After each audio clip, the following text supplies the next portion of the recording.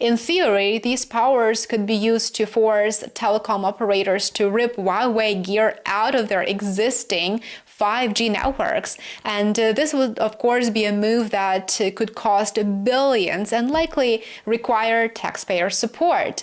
In energy, where Chinese components are embedded in grid systems and in renewable infrastructure, the cost could be just as high. Then came Chancellor Friedrich Merz's comments last week. Speaking at a business forum in Berlin, he declared that Chinese suppliers would no longer be allowed in Germany's 6G networks. And where feasible, he said, the country will begin replacing Chinese parts of its 5G networks with locally sourced alternatives.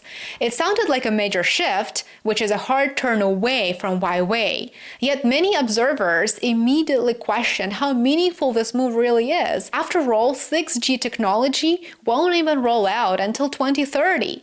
Huawei equipment accounts for roughly 60% of Germany's radio access network. Every major mobile operator in Germany, such as Deutsche Telekom, Vodafone, and Telefonica, uses Huawei infrastructure, and this didn't happen overnight.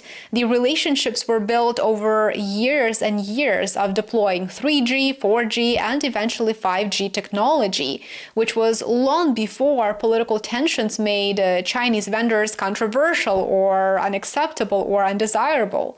Replacing those networks is more complicated than switching out a few circuit boards. It is quite clear, and it requires re-engineering thousands of sites, retraining staff, and also rewriting integration software.